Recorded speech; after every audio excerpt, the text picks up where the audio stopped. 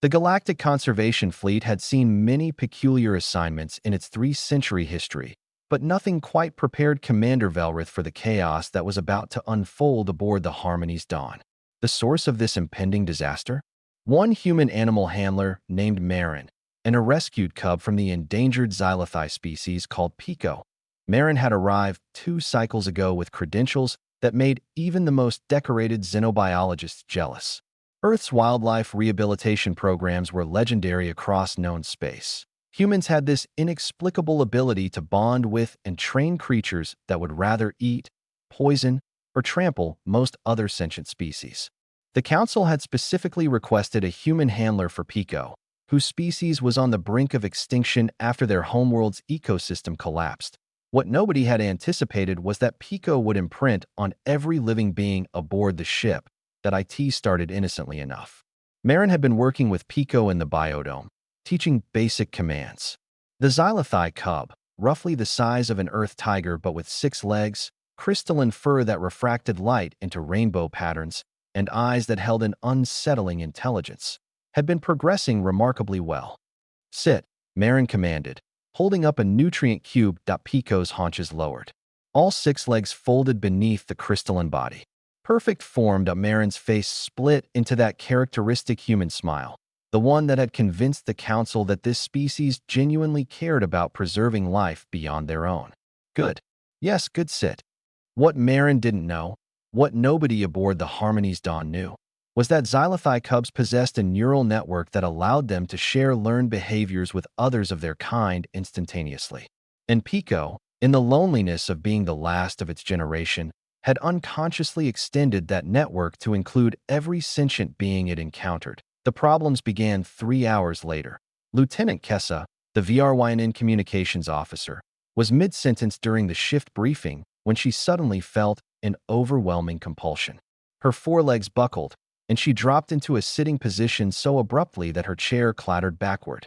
What in the void? Around the briefing room, 6 other officers simultaneously sat. Not in chairs. On the floor. On the table. Ensign Mordak, who had been standing near Commander Velrith, sat directly on the commander's lap. The commander's mandibles clicked in confusion. "Ensign, what are you?" "I don't know, sir." Mordak's voice pitched higher, his species equivalent of panic. "I just felt like I had to. Like it was the right thing to do." Similar reports flooded in from across the ship. Crew members were sitting at inappropriate times, in inappropriate places, sometimes on inappropriate beings.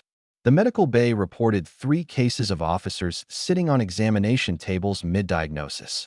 Engineering logged a complaint about someone sitting directly on a plasma conduit control panel that IT took Marin exactly 14 minutes to piece together what had happened. "Oh no," Marin breathed, pulling up Pico's species file on the datapad. The human's eyes, those binocular, forward-facing predator eyes that made so many species uncomfortable, widened as they scanned through the neural bonding section. "Oh no, no, no." Commander Velrith's voice crackled through Marin's communicator. "Handler Marin, report to the bridge immediately. And bring the cub." The walk to the bridge was educational. Marin watched as a maintenance drone beeped past, then abruptly lowered itself onto the deck, plating in what could only be described as a mechanical sitting position. A service bot rolled by, extended its manipulator arms, and plopped down on a cargo crate. Even the ship's basic AI seemed affected. "Attention, sitting protocols now active in all sections," the computer announced cheerfully. "Please sit responsibly." By the time Marin reached the bridge with Pico trotting alongside, 6 legs moving in that hypnotic, wave-like pattern unique to xylothai, the situation had escalated. The entire bridge crew was sitting. On consoles. On the floor. On each other. Commander Velrith had somehow ended up with both the pilot and the navigator sitting on either side of his command chair like bizarre, sentient armrests. "Explain," Velrith commanded, his mandibles tight with the THRYNN equivalent of frustration. Marin took a breath, employing that peculiarly human trait, apologizing with complete sincerity while simultaneously finding the situation darkly amusing. "Sir, Pico has accidentally created a neural link with the crew.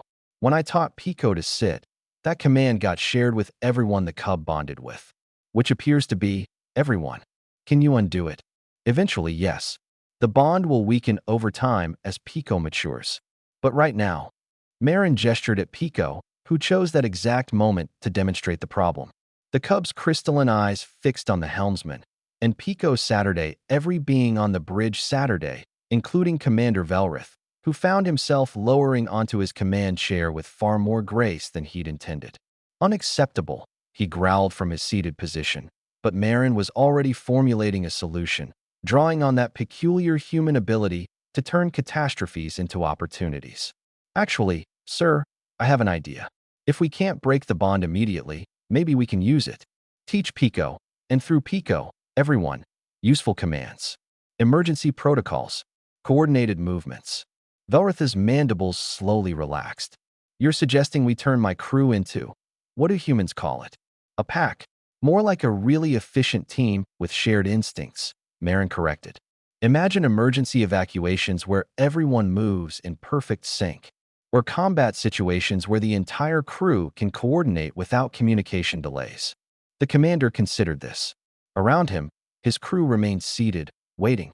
Pico looked up at Marin with those intelligent, prismatic eyes, and for a moment, the human could have sworn the cub understood every word.